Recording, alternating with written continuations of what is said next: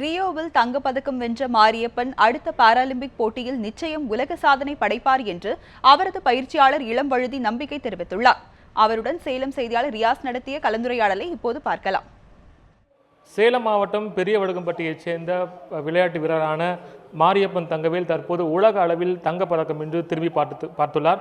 மாற்றுத்திறனாளியான அவர் தற்போது இந்த para Olympic போட்டியில் தங்கப்பதக்கம் வென்றது அனைவருடைய பாராட்டையும் வாழ்த்துக்களையும் பெற்று வந்துட்டு இருக்கார். இந்த நிலையில் அவருடைய பயிற்சியாளர் திரு இளம்வழுதி நம்முடைய இணைஞ்சிருக்கார். அவர்கிட்ட பேசலாம். சார் வணக்கம்.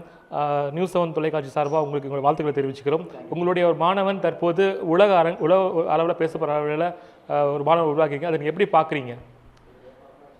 ரொம்ப சந்தோஷமாக இருக்குது. பட் இது மாரியப்பன் வந்துட்டு ஒலிம்பிக் அளவில் வந்துட்டு தங்கப்பதக்கம் பெறுவான் அப்படின்றது ஆஸ் எ கோச்சாக நான் வந்து எதிர்பார்த்த விஷயந்தான். ஏன்னா அவன் அந்தளவுக்கு பர்ஃபார்ம் பண்ணிகிட்டு இருந்தான். ஸோ நான் ப்ராக்டிஸ் செஷன்லேயே வந்துட்டு 1.90 அளவுக்கு பண்ணிகிட்டு இருந்தான். ஸோ அதனால் ரொம்ப எதிர்பார்த்தேன். எதிர்பார்க்காத ஒன்று நடக்காத ஒன்று என்னன்னு சொல்லிக்கிட்டேன்னா அந்த வேர்ல்டு ரெக்கார்டு எடுப்பான்னு சொல்லி எதிர்பார்த்தேன். பட் அது நடக்கலை. கண்டிப்பாக அடுத்த ஒலிம்பிக்ஸில் அது நடக்குன்னு சொல்லி நம்புகிறேன். சார், குறிப்பாக இந்த மாணவன் மாரியப்பன் அவருடைய குடும்ப நிலையை பற்றி சொல்லுங்கள். அவங்க பயிற்சி எந்த மாதிரினா அவன் பயிற்சி எடுத்துவான், குறிப்பாக என்ன விளையாட்டு வீரராக அவனும் ஆசைப்பட்டான்? அவன் வந்து எங்கிட்ட பார்த்தீங்கன்னா 2014 ஆரம்பத்தில் வந்துட்டு வந்தான். அப்போ வந்து பார்த்தீங்கன்னா காலேஜ் ஃபஸ்ட் இயர் வந்துட்டு ஏவிஎஸ் காலேஜில் ஜாயின் பண்ணுறாரு. ஸோ அங்கேருந்து அவங்க ஃபிசிக்கல் டைரக்டர் மூலிமா தான் வந்து எங்கிட்ட வந்து ஜாயின் பண்ணாங்க. ஸோ அப்போ வந்துட்டு அதுக்கு முன்னாடி வரைக்கும் ஐஜம் தான் பண்ணிட்டு இருந்தார். அவங்க ஸ்கூல் பிடி வந்துட்டு அங்கேயே மணல்லே வந்துட்டு தாண்ட வச்சுட்டு இருந்தாங்க.